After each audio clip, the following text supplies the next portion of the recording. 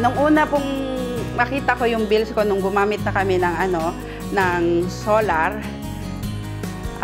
nagulat po ako. Ang inisip ko, totoo ba ito? Sabi ko gano'n.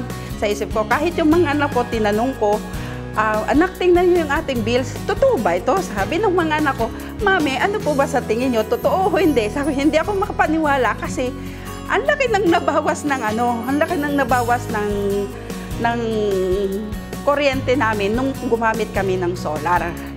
Kaya sabi nung mga anak ko, kahit ngayon, nung mas mababa pa lalo ang aming solar, ay ang aming kuryente, ang sabi naman maganda nga, Mami, yung solar na kailangan magpakabit. Kailangan, Mami, yung buong bubong natin, palagyan ni Daddy. Yun ang sabi ng mga anak ko. Kasi mga lalaki lahat yung mga anak ko. Kaya puro gadget sa loob ng bahay. Kaya malaki ang gastos ng kuryente. Sa gayon po, ang kuryente namin ulitin ko po, na dating nasa 15,000, ngayon ay nasa 6,746 centavos. Sa mga misis na nag-aalala sa budget nyo sa kuryente, ngayon, pag nagpakabit kayo ng solar, makakatipid kayo at sa matitipid ninyo, katulad ko, nakatipid ako. Ngayon, nag-shopping kami ng mga anak ko, 4 na sapatos ang nabili ko sa aking mga kids na nagkakahalaga ng kulang 4,000 pesos ang isa. O, kita nyo? Natipid ko na yon sa solar, sa kuryente ko na galing sa solar. Malibat.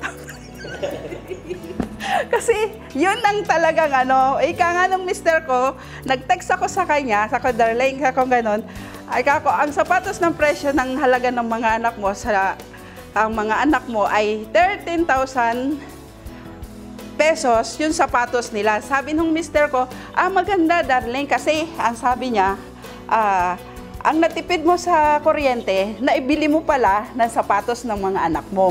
Yun ang maganda doon, mga misis. Kaya wag na kayong kukontra kung ano ang sabihin ng mister nyo na magpapakabit ng solar. Okay lang yun. Sa una, masakit sa dibdib, pero sa bandang huli, kayo rin ang mahihiginhawahan sa pagbabudget nyo. At una sa lahat, kung kayo ay mahilig mag-shopping. Ang aircon kong bukas nung ang aircon namin binubuksan, bali, 1.5 at saka isang 2.0 dito sa aking bills na bumaba na nung Pero kung wala pa akong solar, aabutin siguro ako noon ng mga siguro 15 to 18,000 ang bills ko. Ay sa ngayon, mas ang laki ng ibinaba dahil nga sa solar na pinakabit namin ng asawa ko na dating inaayawan ko, pero ngayon masaya ako kasi nakakatipid nga.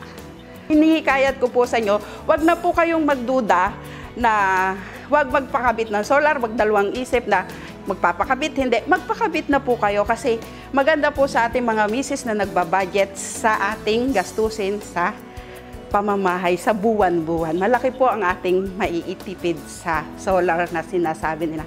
Solaric lang po. Pwede nyo po silang tawagan, may number po sila at makontak kahit sino sa kanila, available at mababait po sila.